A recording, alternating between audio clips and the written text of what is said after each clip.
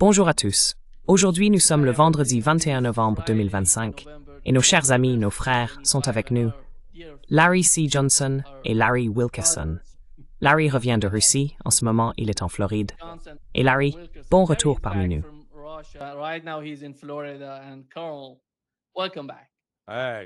Ravi d'être avec vous. D'ailleurs, dans l'émission du juge l'autre jour, il vous a mentionné et a dit « Dois-je dire cher, cher, cher, cher ami ?»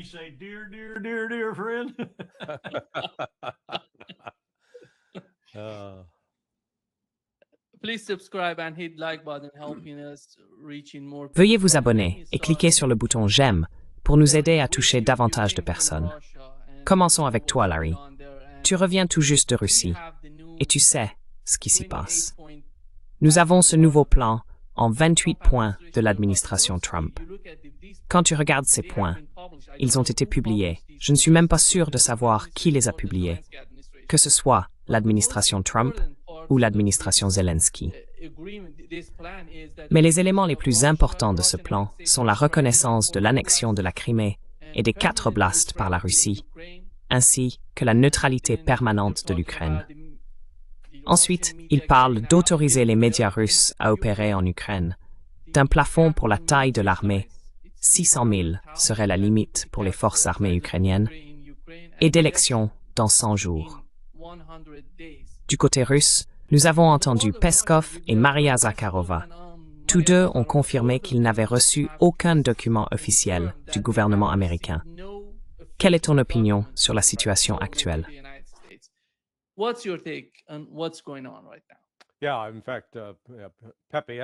Oui, en fait, Pepe Escobar et moi avons interviewé Maria mercredi. Voyons voir, aujourd'hui c'est vendredi, donc c'était mercredi. J'ai perdu la notion du temps avec un type nommé Alexander Kazakov. Et elle a dit, tu sais, le juge lui a demandé, nous avions le juge à distance, et il lui a demandé, et elle a répondu, eh bien, nous n'avons rien vu, nous en avons entendu parler. En fait, il y a un tweet, quelque chose sur X, de Steve Witkoff. Il l'a publié. Apparemment, c'était censé être un message privé seulement, parce qu'une fois qu'il l'a posté, tout le monde a dit « Oups, il faut le retirer ». Il en a en réalité attribué la faute à Kirill Dmitriev, que Kirill Dmitriev l'avait mis en ligne. Il y a un type auquel j'ai fait un lien sur le compte X. Je ne suis pas sûr qu'il soit ukrainien ou russe, mais il a publié ces 28 points.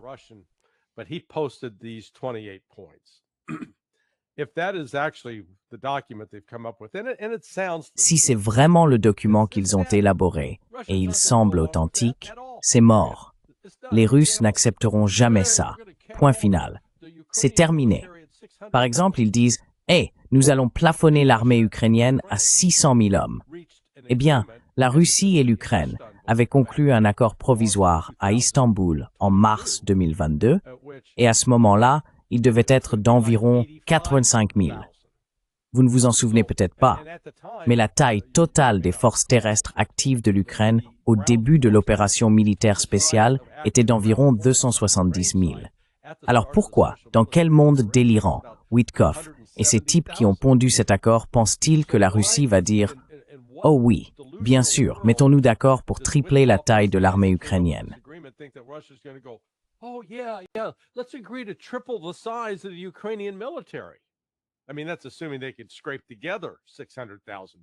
Je veux dire, cela part du principe qu'ils peuvent même réussir à rassembler 600 000 personnes. C'est tout un autre problème. Je dirais qu'environ 50% de ce qui figure dans ces 28 points sont des non-débuts du point de vue de la Russie. Encore une fois, sur la question du territoire, oui, ils vont reconnaître Donetsk, Louhansk et la Crimée comme territoire russe. Mais la Russie est censée se figer sur place à Kherson et à Zaporizhia. Se figer sur place? Ils ne vont pas faire ça. Ils sont en train de gagner. Ils avancent. Écoutez, cette affaire ne se terminera que par une reddition inconditionnelle de l'Ukraine. La Russie ne se contentera de rien de moins. Ils essaieront de maintenir les lignes de communication ouvertes. Mais juste hier, Poutine était avec les troupes en première ligne.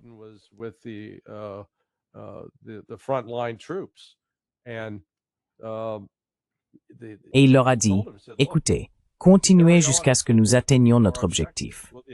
L'un des objectifs clés et la démilitarisation de l'Ukraine. Et cela se produira soit parce que l'Occident finira par dire « D'accord, nous abandonnons, nous allons couper les vivres ». Et aux États-Unis, Trump pourrait le faire dès aujourd'hui. Couper les vivres au soutien de l'Ukraine, arrêter de leur envoyer l'argent qu'ils détournent. Mais non, nous ne le ferons pas. Alors la Russie va terminer cela militairement. Ils vont tuer autant de soldats ukrainiens que nécessaire. Ils vont continuer à détruire les soldats occidentaux qui se trouvent en Ukraine et combattent, et ils vont continuer à détruire le matériel de l'OTAN. C'est ainsi que cela se terminera.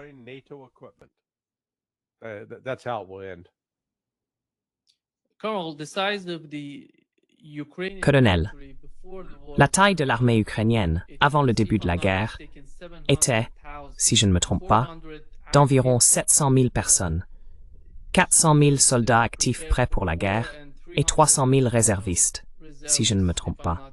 Et en ce moment, on parle d'environ 600 000, un chiffre similaire à celui que l'Ukraine avait avant le début de la guerre, et même supérieur à celui de nombreux autres pays européens. Comment est-ce possible, selon vous?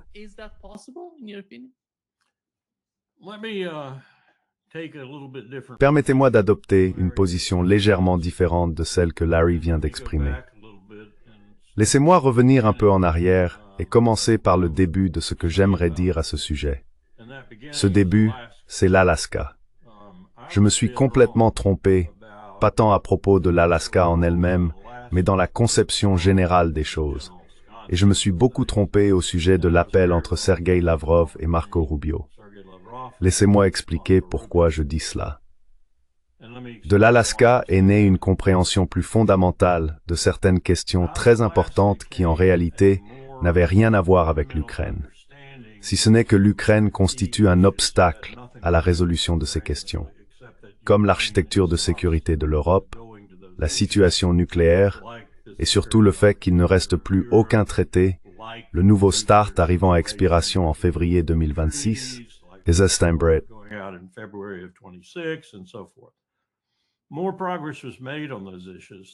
Plus de progrès ont été réalisés sur ces questions que ce que chaque camp a bien voulu montrer.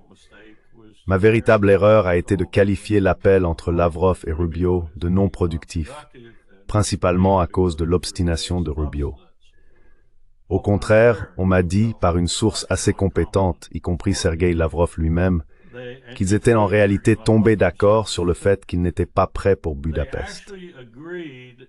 Ils n'étaient pas prêts pour Budapest, non pas parce que les Russes ne l'étaient pas. Eux le sont depuis un certain temps.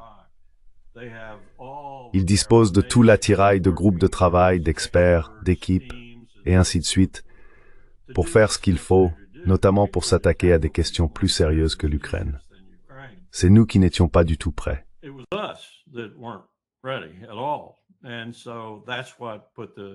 Et c'est ainsi que cela a mis fin à Budapest la première fois. Maintenant, on me dit que des esprits plus posés ont prévalu au sein de l'administration. J'ai posé la question, citez-m'en un. Mais malgré tout, peut-être qu'au plus profond de l'expertise qui subsiste encore à la défense, aux affaires étrangères et parmi d'autres parties concernées, ils ont au moins commencé à constituer les prémices d'équipes de travail. Le genre d'équipe qu'on aurait pour un véritable sommet efficace. Des équipes capables de gérer les détails, des équipes capables de transformer les généralités énoncées par les grands décideurs en travail concret sur les points précis qui feront que l'accord fonctionnera ou non. Et c'est dans cette direction qu'ils se dirigent maintenant.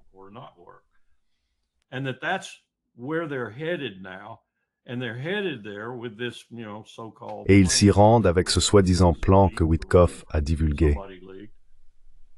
Ou peu importe, quelqu'un l'a fait fuiter. Je ne nie pas le fait que certaines des dispositions que les États-Unis proposent soient non négociables avec la Russie, mais je ne nie pas non plus que c'est ainsi que fonctionne la diplomatie. Je n'attribue pas cette capacité à cette administration, loin de là, mais je me dis que peut-être, dans les profondeurs de l'appareil, certaines personnes ont réussi à s'imposer et qu'il y a une certaine logique dans leur folie. Donc, ils n'y vont pas en pensant que 600 000 $ seront l'accord. Ils n'y vont pas en pensant que la Russie abandonnera ceci ou cela en termes de gains territoriaux.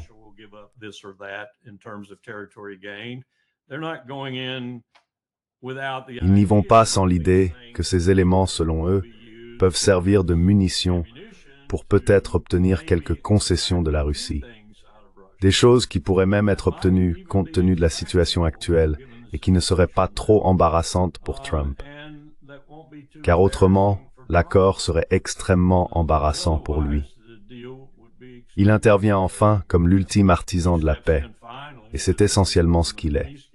Il n'y a personne d'autre qui puisse vraiment résoudre cela de manière rapide, si tant est qu'on puisse employer ce terme, vu la durée de la situation. Mais il est le seul à pouvoir régler la question, et le seul à pouvoir dire aux Européens d'aller se faire voir, le penser vraiment, et les faire effectivement se faire voir.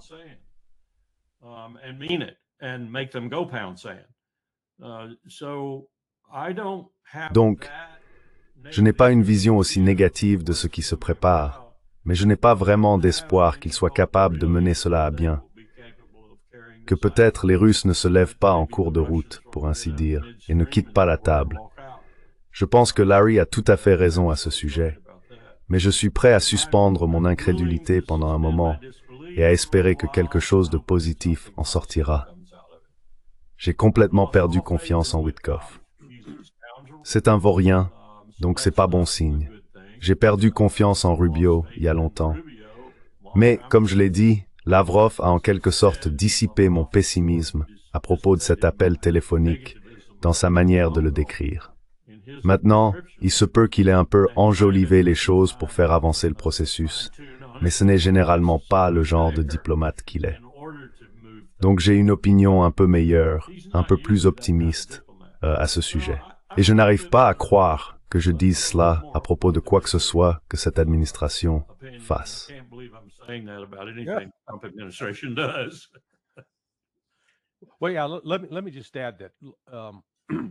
Eh bien, oui, laissez-moi simplement ajouter cela. Ce n'est pas tellement que je sois négatif, mais je pense que Larry, le colonel Wilkerson, pour éviter de semer la confusion chez les auditeurs. Larry, parles-tu de toi-même? Une fois que cela sera officiellement soumis aux Russes, je suis sûr que Lavrov et le ministère des Affaires étrangères diront quelque chose comme « Eh bien, nous avons reçu une proposition intéressante des États-Unis. C'est une proposition que nous allons examiner attentivement, puis vous savez, nous en discuterons. » Et le fait est que parmi ces 28 points, il y a beaucoup de choses à aborder. Et il y a là-dedans beaucoup d'éléments qui, franchement, reflètent l'illusion persistante des États-Unis à propos de la Russie.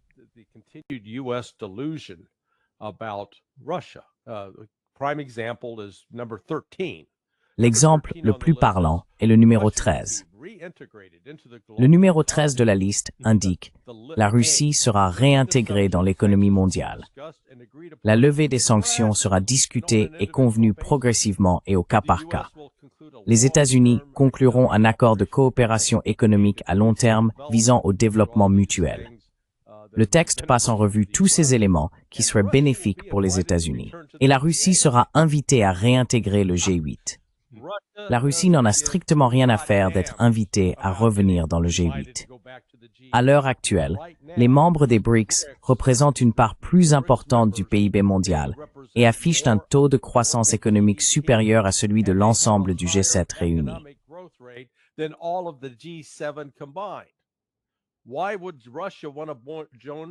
Pourquoi la Russie voudrait-elle rejoindre une bande de perdants? Vous savez, c'est comme dire « Nous allons vous inviter à rejoindre l'équipe qui a terminé dernière en Ligue majeure de baseball ou en NFL alors que vous jouez pour le championnat. Merci pour l'invitation, mais non. » L'autre point, c'était le numéro 14. Ah oui, le numéro 14. Les avoirs russes gelés seront utilisés, environ 100 milliards de dollars, pour être investis dans les efforts de reconstruction de l'Ukraine dirigés par les États-Unis. Oh oui, bien sûr, la Russie va adorer ça, en disant « Oui, prenez 100 milliards de notre argent et mettez-les en Ukraine. » Voilà ce que je veux dire. Il y a beaucoup de choses qui vont devoir être discutées.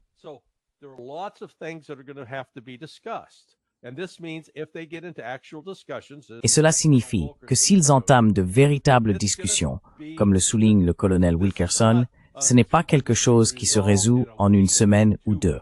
C'est, vous savez, au moins une discussion de 6 mois. Pendant ce temps, au cours de ces 6 mois de discussion, ce que nous avons vu ces 2 derniers jours, c'est la Russie percée à Dnipropetrovsk et à Zaporizhia. Je veux dire, ils ont littéralement franchi les lignes défensives de l'Ukraine. La ligne défensive ukrainienne s'effondre. Donc tout cela pourrait devenir caduque lorsqu'ils en arriveront à se demander s'ils ont un accord susceptible d'être signé.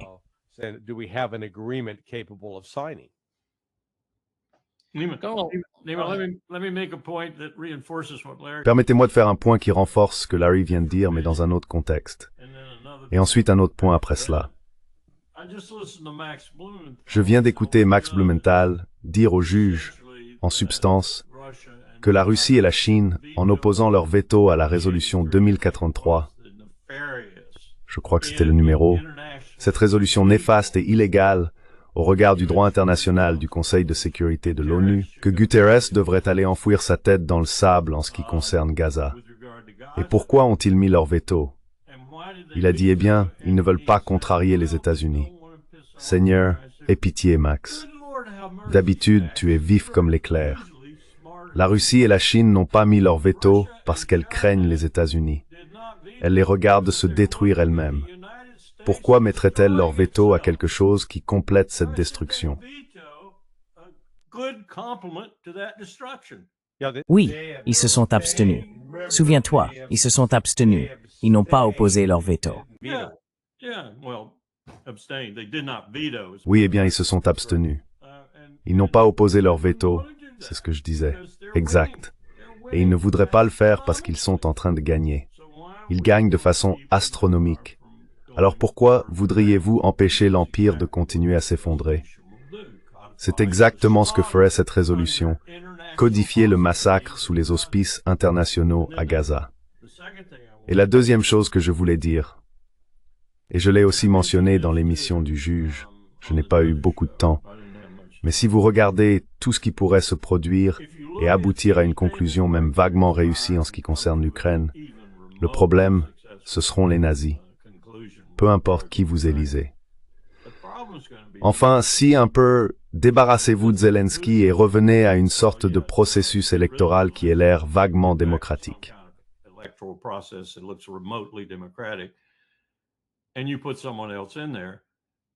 Et vous mettez quelqu'un d'autre à leur place. Les personnes qui violeront n'importe quel type d'accord auquel elles parviendront, ce sont les nazis. Et ils sont prolifiques, et ils sont nombreux. La Russie n'aura aucune incitation à violer quoi que ce soit, mais elle devra éradiquer les nazis pour avoir la moindre chance qu'un accord puisse se maintenir. C'est donc le grain de sable dans l'engrenage que je pense nous ne comprenons pas du tout. Et une partie de la raison, c'est que nous avons utilisé ces gens. Nous les avons utilisés depuis le début. Bandera est notre homme. Ces sosies de Bandera, ce sont tous nos hommes et nos femmes, tout comme nous l'avons fait après la Seconde Guerre mondiale avec l'opération Paperclip et d'autres choses. Nous les utilisons. Et cela va être très difficile à atténuer, car ils ne s'atténueront pas. Ils continueront à faire ce qu'ils font.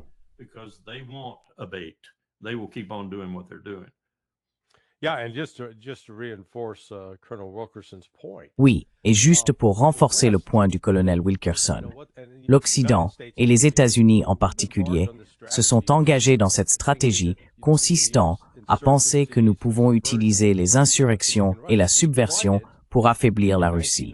Nous avons essayé en 1999 avec ce qu'on appelle aujourd'hui la Seconde Guerre de Tchétchénie. Et vous savez, l'Occident ne prête pas attention à l'histoire de la Russie. Cette Seconde Guerre de Tchétchénie a été financée et initiée avec une contribution importante des États-Unis et des Britanniques, où nous prenions essentiellement beaucoup de moudjahidines, ces extrémistes islamiques, ces sunnites, sortis d'Afghanistan, les intégrant à d'autres venus du Caucase, de divers stans, puis les envoyant en Tchétchénie.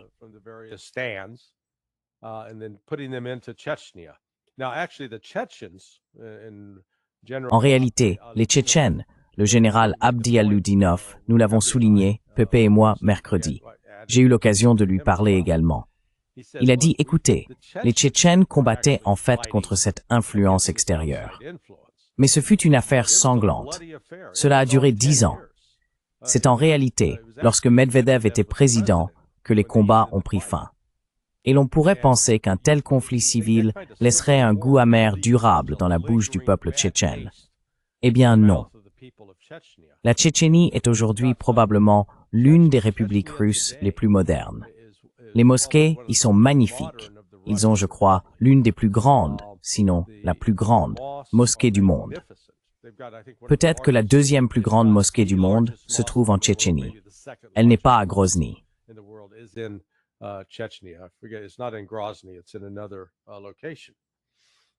C'est dans un autre endroit. Et ce que vous avez là, ce sont des gens comme Aludinov et les bataillons Akhmat, qui sont très pro-russes, très patriotiques. Mon point, c'est que la Russie a une histoire de gestion de ces, vous savez, néo-nazis, fanatiques, appelez-les comme vous voulez. Et la Russie a effectivement une histoire de les affronter, de les détruire, puis de reconstituer la société. Ils l'ont fait. Nous, non. Mais eux l'ont réellement fait en Tchétchénie. Et en fait, j'utiliserai la Tchétchénie comme un modèle potentiel de ce qui pourrait se passer en Ukraine. Parce que, vous savez, le colonel Wilkerson a tout à fait raison. Ces néo-nazis, ils ne vont pas disparaître. Donc s'ils ne disparaissent pas, il faudra soit les capturer, soit les tuer.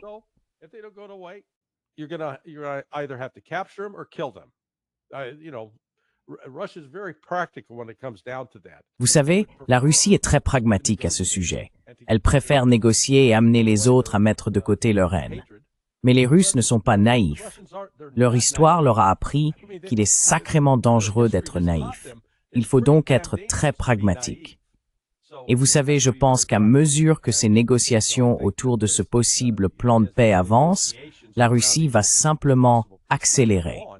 Ils vont remonter jusqu'à, eh bien, ils auront le contrôle du fleuve Dniepr, de Kiev jusqu'en aval. Et une fois qu'ils auront le contrôle de la rive et du Dniepr, ils seront en position d'étouffer toute possibilité économique pour l'Ukraine. Ils devront traiter avec la Russie ou mourir.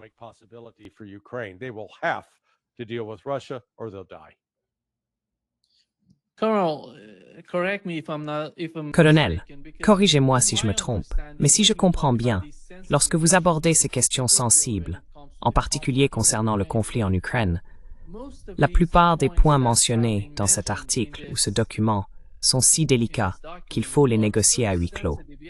C'est cela, la diplomatie. Ce n'est pas quelque chose qui se fait devant les médias. Mais lorsque tout est rendu public, on a l'impression que vous ne cherchez pas vraiment à obtenir un résultat concret. Qu'en pensez-vous?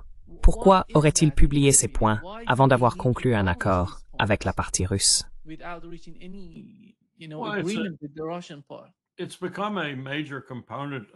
C'est devenu un élément majeur de la diplomatie américaine.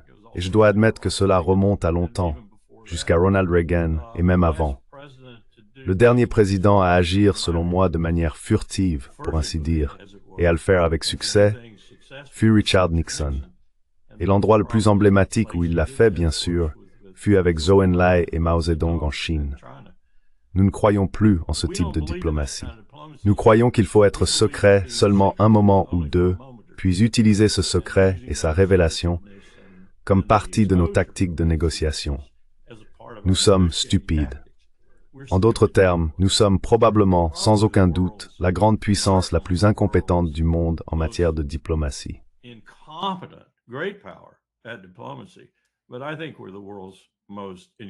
Mais je pense que nous sommes la puissance la plus incompétente du monde, point final, en matière de diplomatie. Et c'est un triste déficit, surtout quand on est réellement un empire. Mais c'est ainsi que nous faisons les choses, et cela se retourne presque toujours contre nous, à notre discrédit et à notre perte.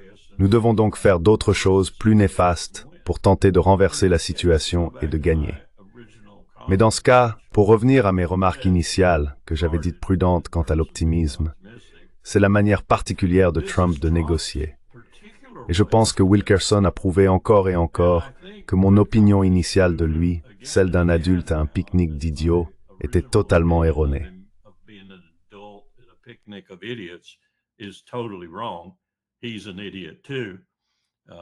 C'est un idiot lui aussi, semblable à eux, peut-être un peu plus raffiné, mais toujours un idiot, tout comme Jared Kushner et les autres.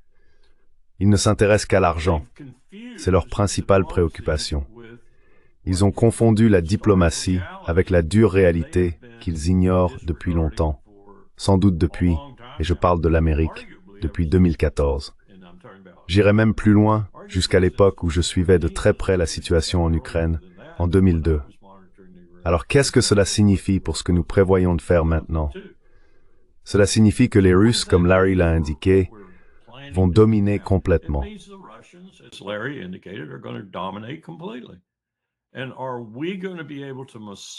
Et allons-nous pouvoir arranger cela avec nos fuites, nos contacts dans les médias et nos idiots qui passent à la télévision pour en parler? Dans la mesure où nous pouvons sauver une partie du prestige de Trump au fur et à mesure que cela avance, je ne sais pas. Ce sera peut-être la chose la plus difficile à faire, parce que nous allons perdre,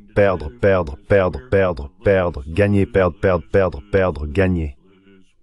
Et les choses sur lesquelles nous gagnerons seront peut-être les plus importantes de toutes, à savoir un avenir à peu près décent en ce qui concerne les armes nucléaires, les traités pour les surveiller et l'intégration de tous les États dotés de l'arme nucléaire dans ce régime. Sans parler du fait que nous devons prolonger le traité New START, accepter la proposition de Poutine de le prolonger d'1 an sans poser de questions, puis travailler à le prolonger et à l'élargir de manière permanente.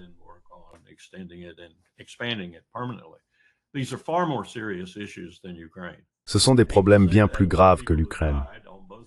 Je déteste dire cela à propos des personnes qui sont mortes des deux côtés, mais ce sont des problèmes bien plus graves que l'Ukraine, et nous devons nous y attaquer. Si c'est tout ce qui en ressort positivement, alors c'est une bonne négociation. Tant pis pour l'Ukraine. Mais c'est la réalité de toute la situation. Ils vont gagner, et nous allons perdre, et nous devons gérer cette perte. Nous avons récemment prouvé, avec les dossiers Epstein en particulier comme question intérieure, et avec d'autres choses comme la situation en Israël, que nous ne sommes pas très doués pour gérer la perte, surtout la perte dans les médias, qui nuit à Donald Trump.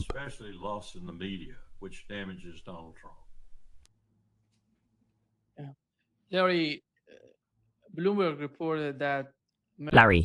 Bloomberg a rapporté que Merkel, Macron et Starmer s'allient à Zelensky pour bloquer des éléments clés du plan américain. Alors, quelle est la position de l'Europe aujourd'hui? Que veulent-ils? Parce qu'avec le temps, il ne semble pas que le dossier ukrainien soit une carte gagnante pour l'Europe. Ils perdent trop. Je ne sais pas combien de temps ils veulent continuer avec cette stratégie.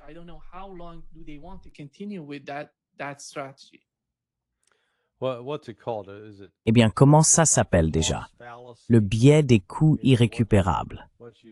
Vous savez, une fois que vous avez mis tout votre argent, vous allez encore emprunter pour pouvoir jouer davantage au casino. C'est ce que fait l'Europe. Renforcer l'idiotie stratégique. Oui, ce serait le RSI. Vous savez, quand on parle de quoi que ce soit qui implique l'armée, il faut forcément un acronyme comme le colonel Wilkerson s'en souviendrait. Les Russes croient sincèrement, enfin, ils considèrent l'Europe non pas comme une menace militaire puissante, mais plutôt comme, disons, un prédateur rôdant autour d'une maternelle. Il faut bien s'en occuper. Et par s'en occuper, j'entends les vaincre. Ils ne veulent pas le faire. Mais comme le général Aladinov l'a dit à Pepe et à moi mercredi, il parlait en fait de l'acronyme FAFO. Et il a ajouté, eh bien, les Français ont pensé que c'était une bonne idée de nous envahir en 1812. En 1814, nous leur avons rendu visite à Paris.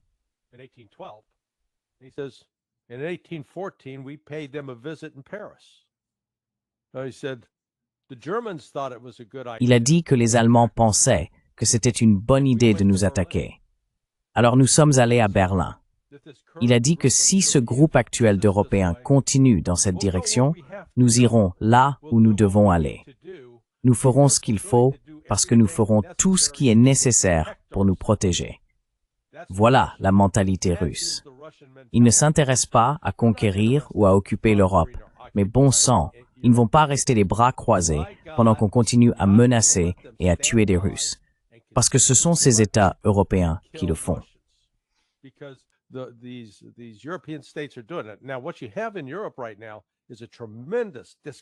que vous avez en Europe en ce moment, c'est un énorme fossé entre les dirigeants et le public. Je veux dire, mon Dieu, Merkel, Macron et Starmer, leur popularité combinée n'atteint même pas 50% si l'on additionne les chiffres des sondages de leurs pays respectifs. Et pourtant, ils continuent à prendre des décisions stupides. Cependant, ils sont contraints. Ils n'ont pas de carte American Express Black. Vous savez, une carte American Express Black signifie que vous avez un accès illimité à l'argent. Vous pouvez acheter ce que vous voulez sans vous soucier de la facture. Non, eux, ils sont fauchés.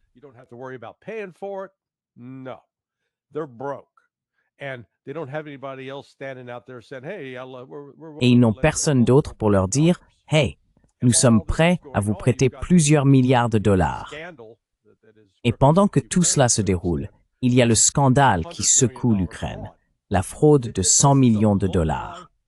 On parle ici de sommes de plusieurs milliards. On évoque au moins 48 milliards de dollars volés et détournés. À cela s'ajoute le fait que l'Europe ne dispose pas d'une base industrielle capable de produire les armes nécessaires pour maintenir les Ukrainiens dans la guerre telle qu'elle est. Et ils n'ont certainement pas une machine magique qui fabrique des soldats, car c'est justement ce dont l'Ukraine manque actuellement, à un rythme qu'elle ne peut compenser. Ils perdent, en termes de pertes humaines, environ 40 000 personnes par mois, tuées et blessées. Et à cela s'ajoute, ces chiffres ne proviennent pas d'une source pro-russe.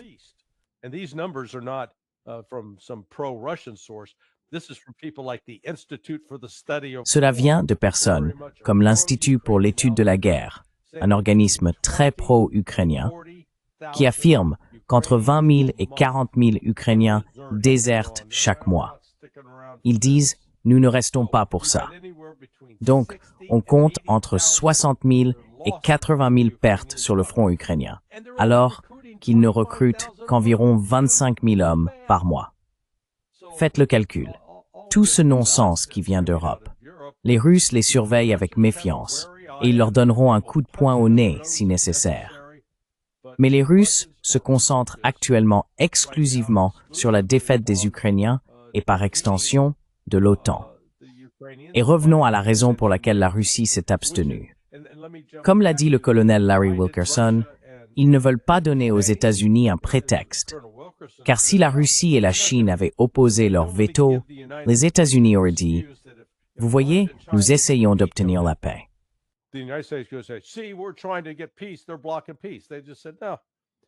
Ils bloquent la paix. Ils viennent de dire « Non, d'accord, nous n'allons pas arrêter les États-Unis. » Mais la Russie n'est pas en position de s'impliquer militairement au Venezuela, à Gaza ou en Iran, tant que cette guerre avec l'OTAN n'est pas réglée. Une fois cela terminé, ils pourront alors ajuster leur politique étrangère. Les Russes sont assez intelligents pour reconnaître qu'ils n'ont pas besoin de mener une guerre sur 2 ou 3 fronts. Ils vont s'occuper des affaires, comme Staline l'a fait pendant la Grande Guerre patriotique, la Seconde Guerre mondiale. Ils n'ont pas déployé de troupes à l'Est pour combattre les Japonais. Ils sont restés concentrés sur les nazis. Une fois les nazis vaincus, ils ont dit « Oui, d'accord, nous allons venir vous aider contre les Japonais. »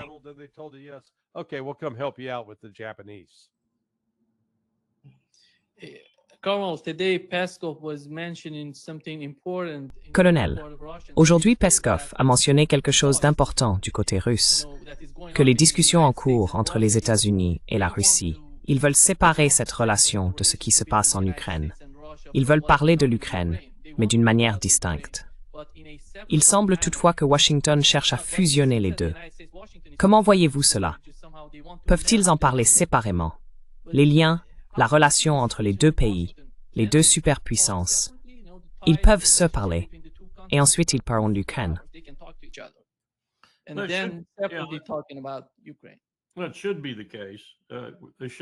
Cela devrait être le cas. Ils devraient pouvoir parler séparément de l'un et de l'autre.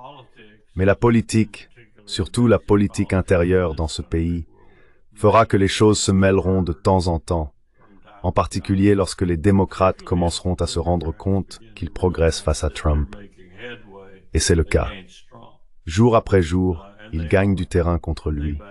Ils recrutent même certains républicains pour les aider. Et je ne parle pas de Marjorie Taylor Greene. Je parle d'autres républicains qui réfléchissent sérieusement, surtout au Sénat, à la direction que prend le pays sous Trump. Et sous le Parti républicain, ils s'en rendent compte aussi.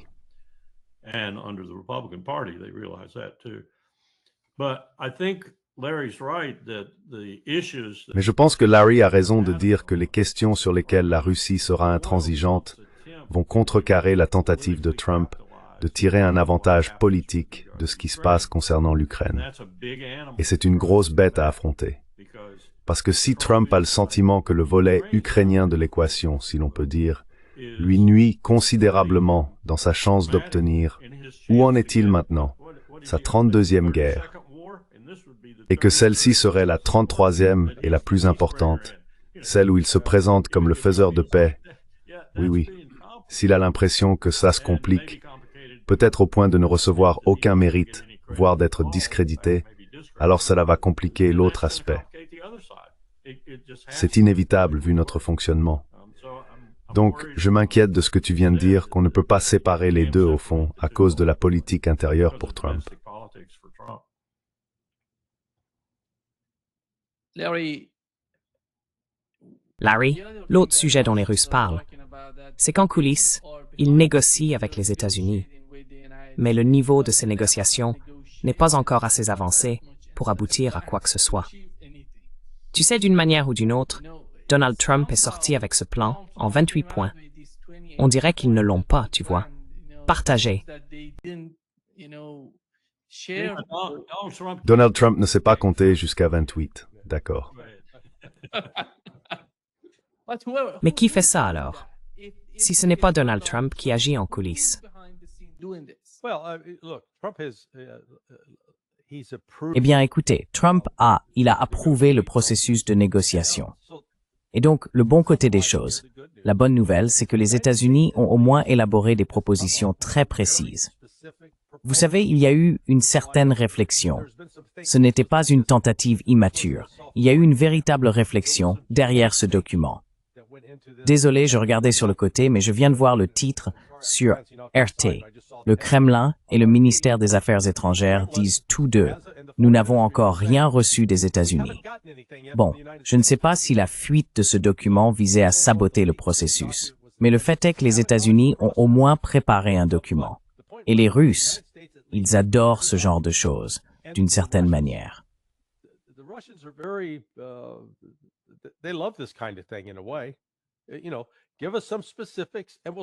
Vous savez, donnez-nous quelques précisions et nous nous assiérons pour négocier. Nous en discuterons. Nous voulons examiner tout cela et nous vous expliquerons pourquoi cela ne nous convient pas. Et vous direz, eh bien, vous savez, ils sont prêts à s'asseoir et à parler. Donc, c'est le point positif. Le point négatif, comme je l'ai souligné plus tôt, c'est que c'est rédigé strictement d'un point de vue américain. Des présupposés américains sur la Russie et un désir américain de maintenir un certain contrôle sur l'Ukraine et de garder l'Ukraine dans le conflit. Parce que, vous savez, en ce moment, je ne pense pas que les États-Unis soient réellement intéressés par la conclusion d'une paix solide avec la Russie. Au fond de notre esprit, nous avons encore nos projets dans le Caucase. Vous savez, nous essayons toujours de déstabiliser la Géorgie.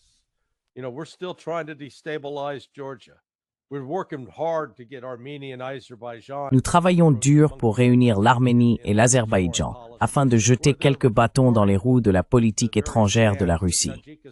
Nous cherchons à séduire les différents stans, le Tadjikistan, le Kazakhstan, le Turkménistan. Pourquoi? Parce que nous voulons affaiblir la Russie. C'est l'objectif ultime des États-Unis. Les États-Unis ne disent pas « par Dieu, nous voulons que la Russie soit notre meilleure amie ». Nous voulons entretenir une relation critique avec elle, car elle possède des ressources dont nous avons besoin, et nous voulons nous assurer d'avoir une amitié solide. Maria Zakharova a déclaré mercredi « la seule chose qui nous empêche d'avoir des vols directs entre Washington et Moscou, c'est Donald Trump et son administration. Nous sommes prêts à en discuter. Et si nous rouvrions les consulats?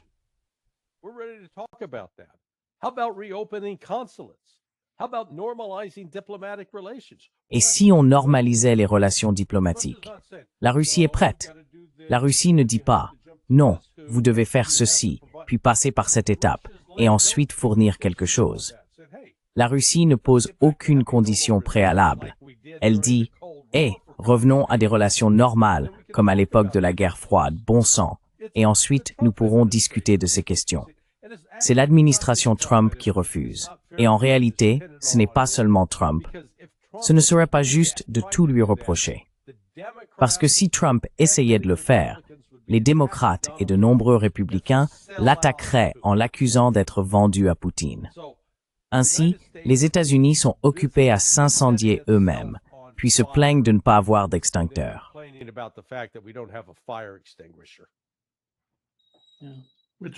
C'est précisément ce que font les empires quand ils sont en train de s'éteindre, tout au long de l'histoire.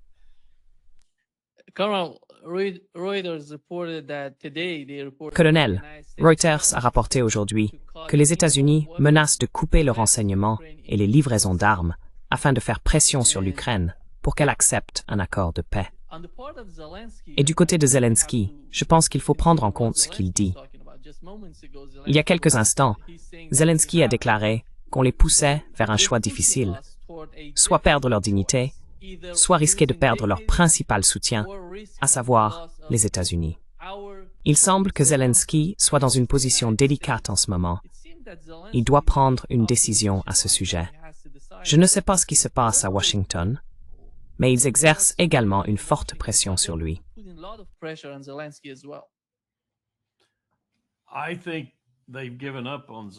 Je pense qu'ils ont abandonné Zelensky, si c'est le bon terme à employer. Une façon plus juste de le dire, bien que ce soit un peu brutal, est qu'ils aimeraient qu'il s'écarte. Ils souhaiteraient qu'il se passe quelque chose pour l'écarter du tableau. Je suis franchement surpris que nous n'ayons pas engagé le Mossad pour le faire, sauf que le Mossad pourrait s'y opposer, car eux aussi tirent profit de la situation. Mais au bout du compte, je pense qu'il nous faut un autre dirigeant à Kiev pour aller de l'avant.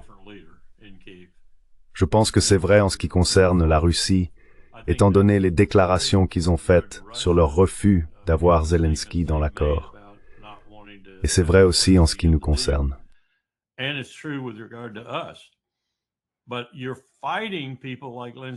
tu te bats contre des gens comme Lindsey Graham, et je crois Marco Rubio aussi. Je ne sais pas si je t'ai dit ce que Tucker Carlson a dit auparavant. Je n'en revenais pas quand je l'ai entendu. Mais j'ai écouté l'enregistrement. Je crois que c'était Candace Owens qui l'a diffusé. Il donnait en fait des conseils sérieux à Trump, et Trump l'écoutait apparemment d'une manière sérieuse. Il parlait du candidat à la vice-présidence, et Tucker a dit non, tu ne veux pas de Marco Rubio. Et Trump lui a demandé, pourquoi dis-tu que je devrais prendre Vance et pas Marco Rubio? Et Tucker a répondu, parce qu'ils t'assassineront pour atteindre Marco Rubio.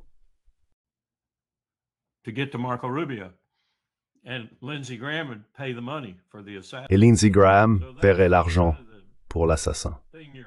Voilà le genre de choses à laquelle vous êtes confrontés lorsqu'il s'agit de conclure un accord avec la Russie qui soit stratégiquement acceptable et réussi, n'est-ce pas?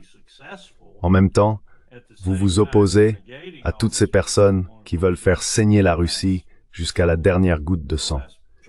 La situation politique intérieure va rendre cela extrêmement difficile. Mais Zelensky va rendre la chose encore plus difficile s'il reste en place. Donc je pense qu'il faut d'une manière ou d'une autre s'en débarrasser. Je déteste utiliser cette expression parce que vous savez, mais il faut s'en débarrasser. Oui.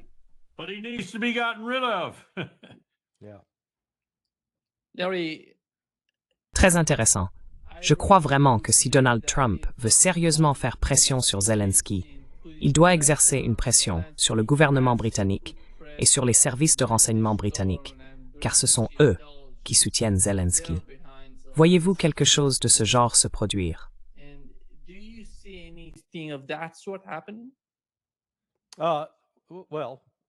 Non. Eh bien non, je veux dire, je ne pense pas que ça va arriver. Cela devrait arriver. En fait, je vais publier une interview aujourd'hui ou demain, une que j'ai faite avec un ancien colonel du GUR ukrainien qui a fait défection en Russie. Il a admis qu'il était devenu un agent du renseignement russe vers 2015 et il a travaillé pour les Russes pendant 3 ans jusqu'à ce que la situation devienne trop risquée pour lui et qu'il doive s'enfuir avec sa famille. Mais il a dit qu'en réalité, c'était bien plus une opération de la CIA qu'une opération britannique. On peut voir comment les Britanniques sont impliqués, mais la CIA fourrait déjà son nez sous la tente depuis 2005-2006. Donc, vous savez, Donald Trump a compris.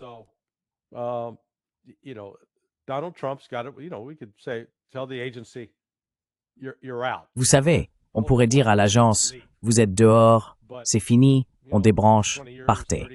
Mais vous savez, c'est 20 ou 30 ans d'investissement jetés à la poubelle et l'agence pourrait résister à cela. Mais ce n'était pas seulement limité à ce type. Il s'appelle Vasily. Ce n'était pas seulement le point de vue de Vasily. J'ai entendu de plusieurs Russes différents que si les États-Unis débranchent la prise et s'en vont, tout cela sera terminé. Ça ne continuera pas. Donc, ils considèrent les États-Unis comme le principal antagoniste dans toute cette affaire. Et pourtant, ils aimeraient toujours être amis avec les États-Unis. Pourquoi? Parce qu'au fond d'eux, ils gardent encore ce que j'appellerais une sorte d'image des années 1950.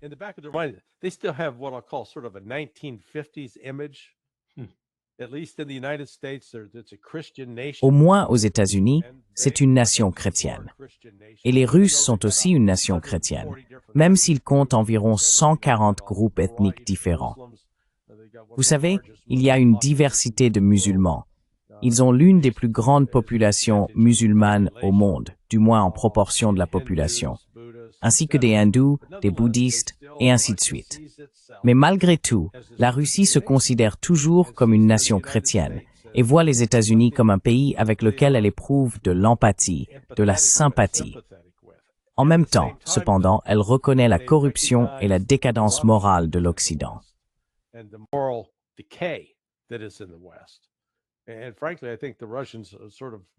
Et franchement, je pense que les Russes croient en quelque sorte qu'ils peuvent peut-être aider les États-Unis à retrouver leur chemin hors de cet abîme de confusion de genre, de pédophilie et de toutes ces autres choses qui continuent de nous tourmenter.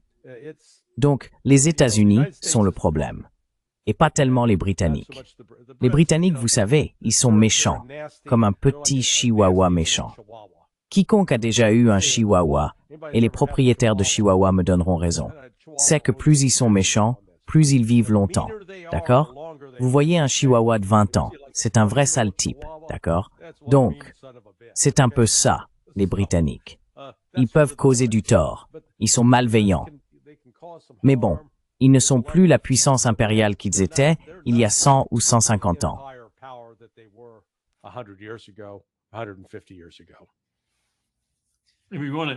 Si tu veux lire un bon livre, Le tailleur de Panama de John le Carré offre exactement aux Britanniques tout ce que Larry vient de décrire.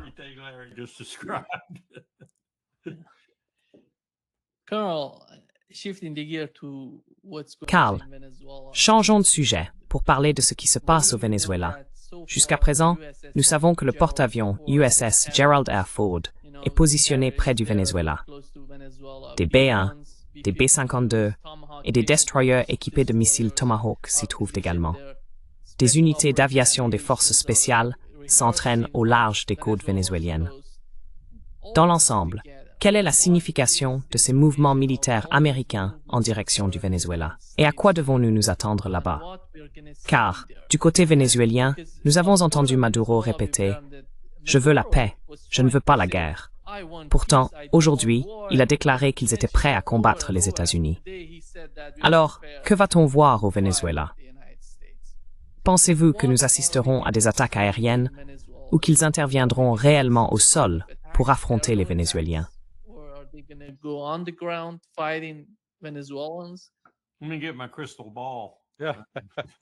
Laisse-moi prendre ma boule de cristal. Je pense, et ce n'est que mon opinion personnelle, que j'ai rassemblé tous les faits possibles, autant qu'on puisse le faire de nos jours. Mais à mon avis, Trump fait simplement cela pour le faire. Par là, je veux dire qu'il veut provoquer quelque chose de positif, que ce soit en rapport avec le pétrole, une situation différente avec l'opposition à Caracas ou autre, peu importe. Il le fait simplement parce qu'il veut qu'il en ressorte quelque chose de positif qui rejaillira à son avantage politique aux États-Unis. Et ce sera une autre guerre qu'il n'aura pas, tu vois, qu'il n'aura pas commencé. Cela peut sembler ironique jusqu'à ce qu'on se rappelle que c'est Donald Trump qui agit ainsi. Il a fait des remarques tout au long et il les place à des moments très tactiques, voire stratégiques, qui montrent qu'il ne veut pas de conflit avec le Venezuela.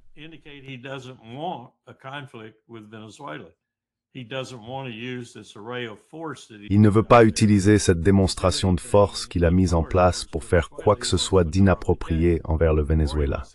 Il veut que Maduro cède ou que l'opposition réussisse. Et bien sûr, cela se retourne gravement contre lui, car maintenant il y a, j'ai un étudiant à Caracas qui était autrefois à William & Mary, et il occupe une position assez élevée dans la hiérarchie. Il est né au Venezuela. Ce qu'ils font, selon lui, c'est pousser 60 à 70% de la partie du Venezuela que l'on pourrait qualifier de véritable opposition à Maduro, à se ranger du côté de Maduro, parce qu'ils n'aiment pas ce que Trump fait vis-à-vis de leur pays. Et il est compréhensible que l'opposition alignée sur Trump, les Machado et d'autres, ne soit désormais qu'un très petit groupe de personnes au Venezuela.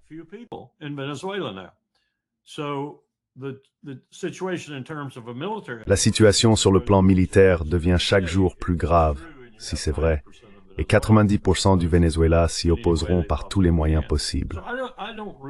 Donc je ne pense pas vraiment qu'il s'agisse d'autre chose qu'une démonstration de force destinée à obtenir tout ce qu'ils peuvent de Maduro. Ensuite, Trump dira, regardez ce que nous avons obtenu, bla bla bla, et ce sera déclaré un succès, puis le Gerald Ford et le reste de l'appareil militaire repartiront. Ce qui m'inquiète vraiment, c'est la raison pour laquelle le commandant du commandement Sud a annoncé son départ anticipé.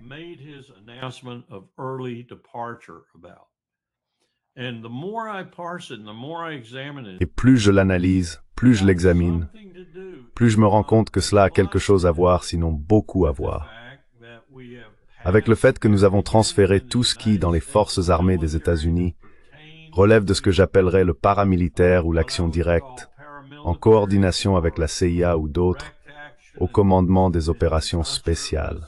J'ai vu cela se produire en Somalie, lorsque nous avons poursuivi Mohamed Farah Aidid, et que nous avons dû quitter la Somalie et Mogadiscio de manière ignominieuse à cause de cela. Et nous n'avions rien dit au commandant des forces conventionnelles à ce sujet. Je pense que c'est exactement ce qui se passe aujourd'hui et de manière amplifiée avec le Venezuela. Autrement dit, le navire Umbrella ou le paquebot reconverti et tous les éléments des forces spéciales que j'ai retrouvés s'y trouvent. Ça inclut les SEAL, ça inclut les Rangers.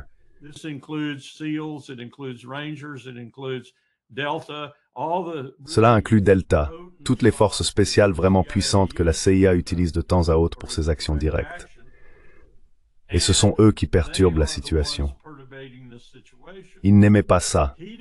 Tout comme notre commandant de l'ISAF en Afghanistan, à Kaboul, n'aimait pas que le SOCOM dirige des opérations là-bas sans qu'il en sache rien, jusqu'à ce qu'un Chinook s'écrase et que des gens soient tués. Et il disait, « Que se passe-t-il dans ma zone de responsabilité ?» Je pense que c'est exactement ce qui se passe là-bas, à grande échelle. Et c'est en partie ce qui m'inquiète, parce que ces gens sont dans certains cas déjà à terre, déjà en train d'agir, et ils agissent déjà de manière cinétique. Donc encore une fois, c'est une recette pour le désastre pour l'Empire si nous ne mettons pas un terme à cela et ne nous occupons pas un peu plus de nos propres affaires.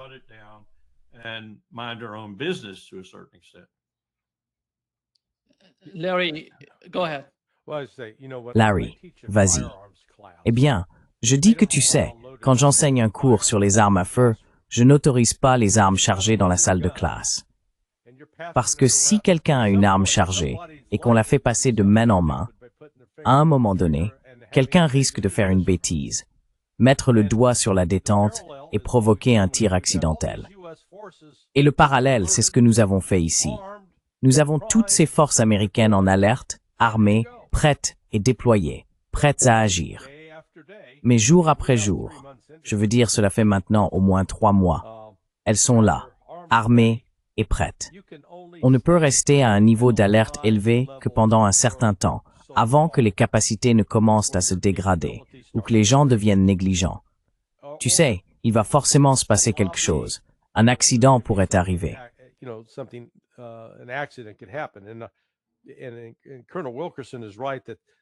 Et le colonel Wilkerson a raison à ce sujet. Cette mythologie hollywoodienne autour des forces d'opération spéciales domine une grande partie de notre pensée politique depuis le 11 septembre. Et écoutez, j'ai travaillé avec cette communauté, bon sang, cela fait presque 40 ans maintenant. Donc, vous savez, je la connais de fond en comble, en dehors de celles qui sont connues du grand public, jusqu'à d'autres unités qu'on appelle des SAP et qui relèvent de programmes secrets. Et la personne moyenne n'en sait rien. Elles ont de grandes capacités pour un nombre limité, très limité, de missions.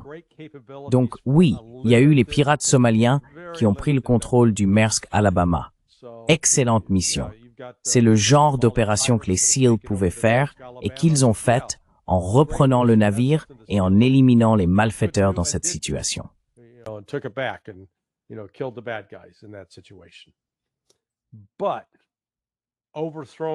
Mais renverser un régime, désolé, ils peuvent peut-être entrer et tuer quelques personnes. Mais vous savez, la Delta Force, ce qu'il faut, ce dont on a besoin au Venezuela, si l'on veut un changement de régime, c'est une mission des bérets verts. Et les bérets verts ne sont pas des forces d'opération spéciales, ce sont des forces spéciales. L'une des choses qui les distingue des opérations spéciales, c'est que les gars des opérations spéciales sont du genre. Nous sommes secrets, top secrets, nous ne pouvons rien dire sur nous-mêmes. Alors que les bérets verts apprennent, allez sortez, faites-vous des amis parmi les habitants, mangez leur nourriture, vivez avec eux, habillez-vous comme eux, parlez comme eux, interagissez avec eux, soyez leurs copains. C'est en somme un état d'esprit complètement différent.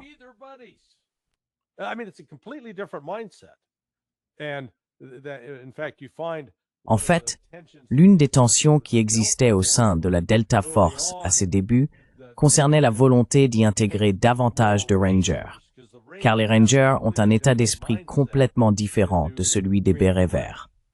Il y a certes des soldats qui portent à la fois l'insigne des bérets verts et celui des Rangers, mais tout de même, sans vouloir entrer trop dans les détails, il est important que les gens comprennent comment fonctionnent certains de ces états d'esprit militaires. Je pense donc que ce à quoi Trump va se heurter, c'est au fait qu'il ne peut pas obtenir une réussite garantie, que si nous lançons une opération militaire, elle ne se déroulera pas automatiquement bien. Il se peut très bien que les Vénézuéliens soient militairement plus compétents que les Houthis. Ils n'ont simplement pas autant de missiles à longue portée.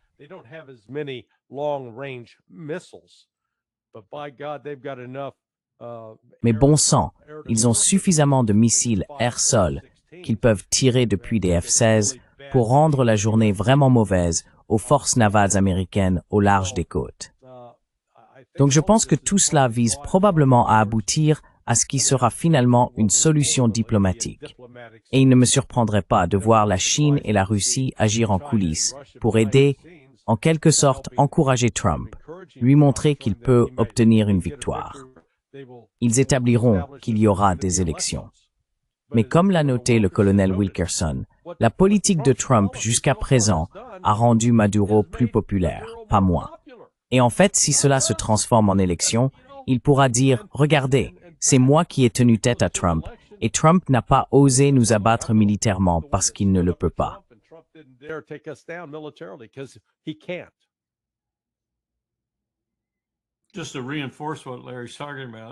Juste pour renforcer ce que Larry est en train de dire, l'une des choses qui a le plus mis Colin Powell en colère à propos de l'opération Just Cause au Panama et de la mission d'enlèvement contre Noriega concernait un groupe d'opérateurs spéciaux. Ce qu'ils ont fait, c'est provoquer le plus grand nombre de pertes en un temps record parmi tous les éléments de la force d'invasion. Je veux dire, ils sont simplement arrivés, une dizaine d'entre eux, et, mitrailleuses rugissantes, ont attaqué un groupe du PDF. 5 des 9, je crois, ont été tués sur le coup et les autres ont été blessés.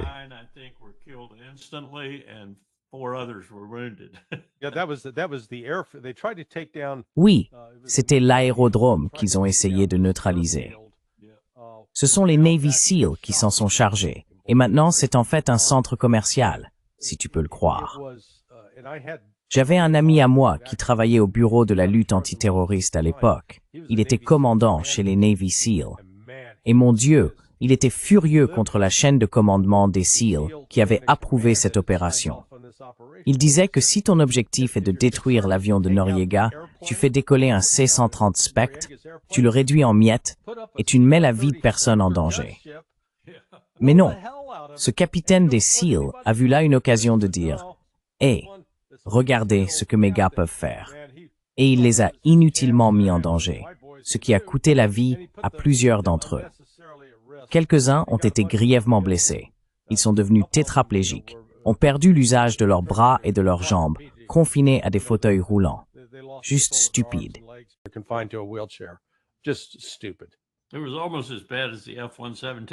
C'était presque aussi mauvais que les F-117 que Powell avait essayé d'exclure de l'opération. Puis Cheney est intervenu, et le Congrès aussi, et ils ont dû les inclure. Ils sont descendus et ont largué des bombes sur la commandancia. Une bombe de 900 kilos guidée par satellite l'a frappée. Grand succès, a déclaré ensuite l'armée de l'air. Première utilisation des F-117 au combat. Eh bien, Michael Gordon du New York Times est allé là-bas avec un mètre ruban et a mesuré la distance entre l'un des cratères et la commandancia. C'était un raté total et une grande source d'embarras. Oui, oui.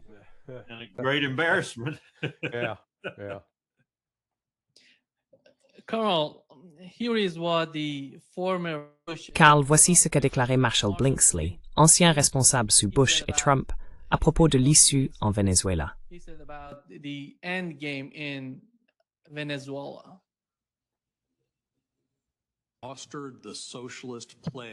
A favorisé la peste socialiste qui s'est répandue à travers l'Amérique latine. Ce sont les Vénézuéliens, c'est l'argent vénézuélien corrompu et sale qui a financé la campagne de Petro. Ils ont fait transiter de l'argent vers le Mexique, ils ont fait transiter de l'argent vers le Brésil. Une fois la démocratie rétablie au Venezuela, tout cet argent de subversion qui a soutenu les campagnes socialistes dans la région se tarira. Il en sera de même pour les revenus pétroliers du régime cubain et pour tout le soutien aux Nicaraguayens. Nous oublions ce qu'Ortega a fait subir au peuple nicaraguayen. C'est une tragédie. La solution commence donc par un point clé ici.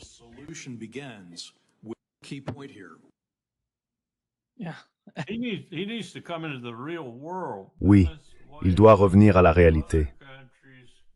Le Venezuela et d'autres pays ont coupé les liens avec Cuba il y a longtemps. Sinon, Cuba ne serait pas dans l'état catastrophique où elle se trouve en ce qui concerne le fioul lourd et d'autres choses dont elle a désespérément besoin.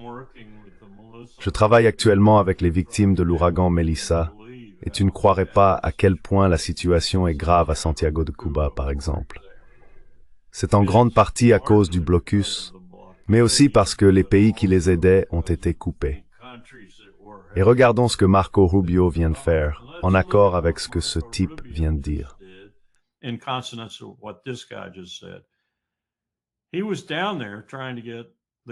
Il était là-bas en train d'essayer de convaincre les présidents des soi-disant régimes de droite d'Amérique du Sud de se ranger de notre côté, de renverser Lula, de le faire partir, tu vois, de se débarrasser de Lula. Parce que Lula est, selon lui, une tragédie pour l'Amérique du Sud. Et je suppose que tu sais ce qu'ils lui ont répondu. Et tu sais ce que le peuple équatorien a dit à son dirigeant, qui est de droite, et allait nous permettre de revenir? Ils ont dit non, à environ 60% lors d'un référendum. Le président de la Bolivie, apparemment aussi classé à droite, a dit non, Lula est une figure importante. Je fais beaucoup d'affaires avec lui. Allez vous faire voir, dégagez d'ici. Donc ça n'a pas très bien marché. Mais c'était le but, et c'est ce que ce type insinuait à propos de Maduro.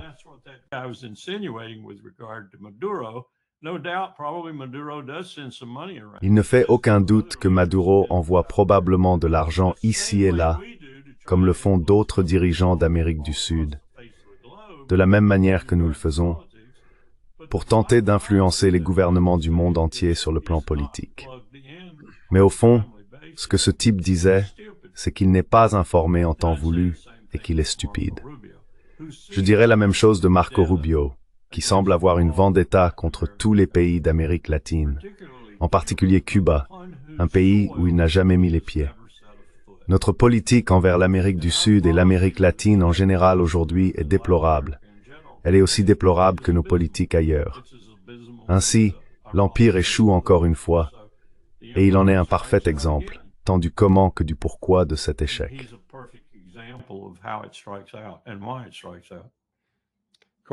Bien sûr, Iskerson Rosesneo est un mot curieux, politique. Il ne savait pas que nous en ayons une. Bingo.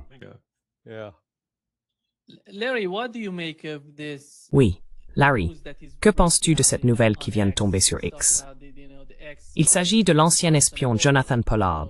Tu sais, il a eu une réunion secrète avec Mike Huckabee à l'ambassade des États-Unis à Jérusalem. De quoi s'agit-il? Quel était le but de cette rencontre? Parce que je dirais, eh bien, ce type, je ne sais pas si tu as vu les interviews que Jonathan Pollard a données récemment, il parlait de la CIA comme étant opposée à Israël. Il a même mentionné la CIA comme l'un des ennemis d'Israël. He mentioned CIA as one of the enemies of Israel. Oui. Je pense que Huckabee parle à Pollard pour essayer de désamorcer une partie du camp antisioniste encore enfoui quelque part dans la bureaucratie du renseignement et de l'armée américaine. Je veux dire, Pollard est une personne répugnante, méprisable et un gros individu, un traître. Il est loyal à Israël, pas aux États-Unis. Mais bon, c'est comme ça. Cela montre simplement que Huckabee n'est pas non plus loyal envers les États-Unis. Il est avant tout loyal envers Israël. C'est là le problème. Les sionistes, c'est juste un exemple de plus de ce groupe. Et souvenez-vous, Huckabee n'est pas juif.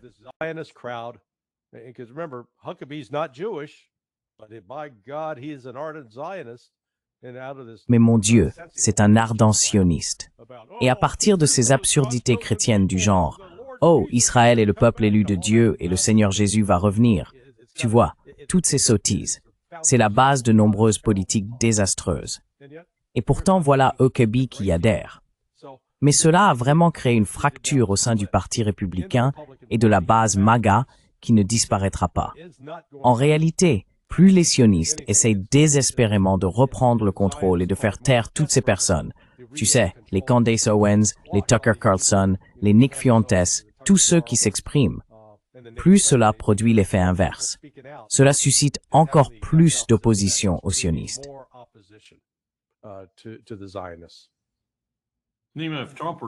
Et même si Trump était intelligent, en ce moment il tirerait parti de cette petite victoire, une victoire malgré tout, surtout compte tenu de ce que Larry vient de dire sur ce qui se passe au sein du MAGA en ce moment.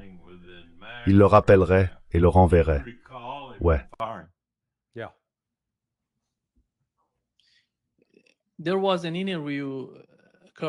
Il y a eu une interview, colonel, avec le ministre iranien des Affaires étrangères, Abbas Araghchi. Il a mentionné qu'à 3 reprises, l'équipe iranienne était parvenue à une sorte d'accord avec Wilkerson et qu'ils avaient trouvé une solution à chaque fois. Mais chaque fois que Wilkerson retournait à Washington pour en discuter avec les responsables là-bas, il revenait en disant « Ce n'est pas possible ». À votre avis, qui dirige réellement les choses à Washington sur la question iranienne? Parce que lorsque Wilkerson s'y rend, conclut un accord, puis revient à Washington en disant autre chose, quelle est votre opinion là-dessus?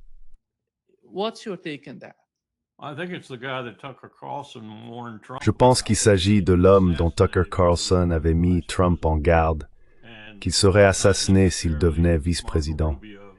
Et pas nécessairement Marco Rubio lui-même, même si je pense que cela en fait largement partie, mais les gens qui l'incarnent, des personnes comme Lindsey Graham et d'autres. Nous oublions, et cela m'a été rappelé à de nombreuses reprises, à l'époque où nous envisagions la guerre illégale en Irak, une guerre d'agression. Nous avons au Congrès américain une législation qui fait du changement de régime une politique officielle des États-Unis, en revenant sur le passé, en Irak, et du changement de régime en Iran. Et Lindsey Graham en faisait largement partie, avec d'autres de son entourage. C'est donc cet élément qui ne se reposera pas, tout comme ils veulent saigner la Russie à travers l'Ukraine avec encore plus de véhémence.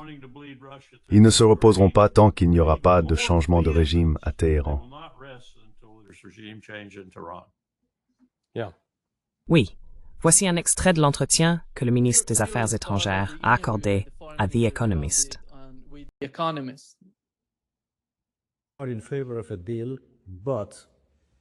Nous sommes en faveur d'un accord juste et équilibré.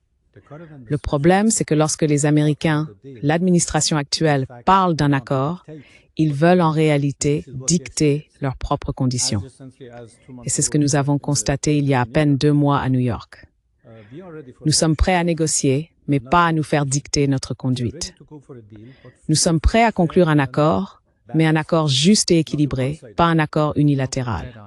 À quel point êtes-vous préparés s'il devait y avoir une nouvelle attaque israélienne contre l'Irak? Nous sommes encore mieux préparés que lors de la guerre précédente. Pouvez-vous préciser en quoi êtes-vous préparés? Vous savez, nos missiles sont dans une meilleure position, tant en quantité qu'en qualité. Quantity-wise and quality-wise. We have learned many lessons during the 12-day war.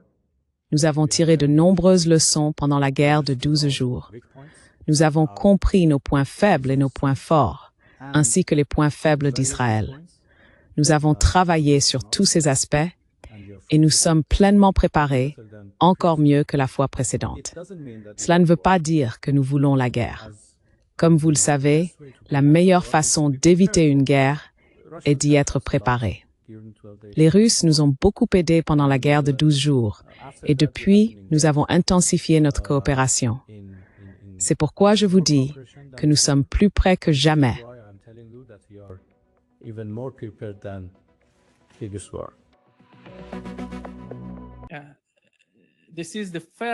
C'est la première fois qu'ils en parlent, du moins, je n'en avais jamais entendu parler auparavant, qu'ils évoquent les Iraniens, la coopération entre les Iraniens et les Russes pendant la guerre de 12 jours, Larry.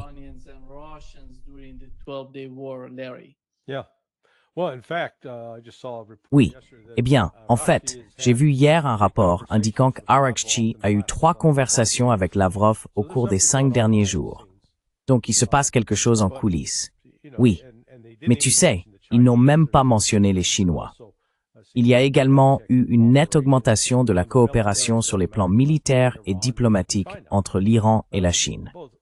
La Russie et la Chine reconnaissent toutes deux que l'Iran est une ressource géostratégique essentielle pour les deux pays. Et ils ne vont pas rester les bras croisés pendant que l'Occident détruit l'Iran. En fait, ils vont faire tout ce qu'ils peuvent pour les aider maintenant. Et l'Iran fait face à des problèmes critiques en ce moment, notamment en ce qui concerne l'eau. Il pourrait même devoir déplacer la capitale vers une autre région du pays où l'approvisionnement en eau serait au moins garanti. Ce serait un changement majeur dans la vie nationale du peuple iranien. Mais tu sais, ils ne vont pas se rendre.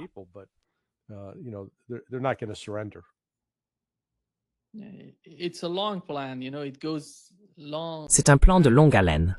Tu sais, il remonte à loin. Je me souviens qu'on parlait de déplacer l'ambassade du pétrole vers le sud de l'Iran, au sud-ouest. Et tout est en marche. Ils planifient cela depuis très longtemps. Larry, en regardant ce que le ministre des Affaires étrangères iranien vient de dire, ils sont prêts à négocier avec les États-Unis, mais ils ne vont pas être forcés à le faire. De quoi parlait-il selon toi? Quel est l'enjeu du côté américain? Ce qu'il dit, va-t-il trouver un écho auprès de l'administration Trump?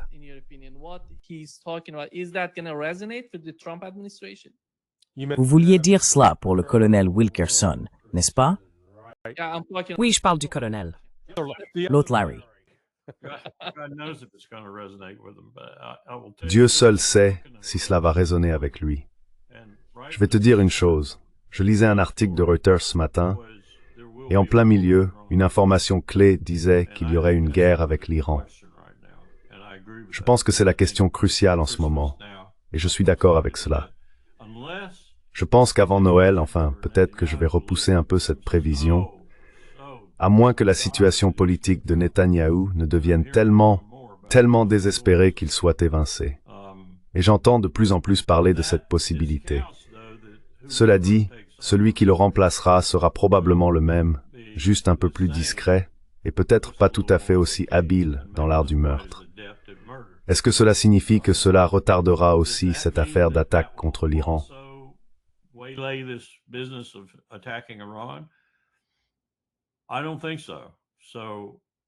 Je ne pense pas. Ce que j'entends de l'Iran aussi, et tu l'as mentionné l'autre jour, c'est qu'ils sont convaincus que cela arrive également. Donc je pense que nous nous dirigeons vers une situation très cataclysmique en Asie du Sud-Ouest, surtout si Bibi utilise la menace de l'arme nucléaire contre Trump pour le forcer à intervenir.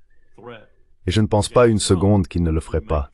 J'utiliserai une arme nucléaire à moins que tu ne me sauves. Ensuite, il y a tous les autres incitatifs que Trump a, et c'est parti. Je pense que ce sera probablement le démantèlement de l'Empire d'une manière bien plus rapide et brutale que je ne l'imaginais autrement. Mais je pense que c'est là que nous allons.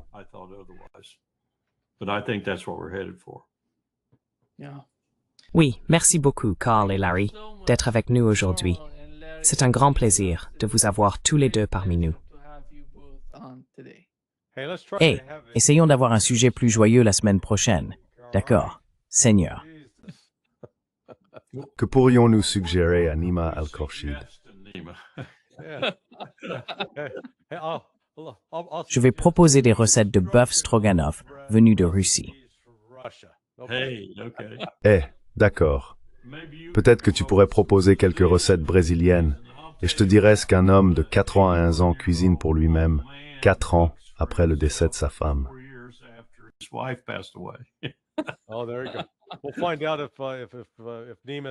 Ah voilà, on verra si Nima sait. Tu peux faire une bonne recette de feijoada. Oui, je ferai ça. D'accord. Très bien les gars. Merci. Merci beaucoup. À bientôt.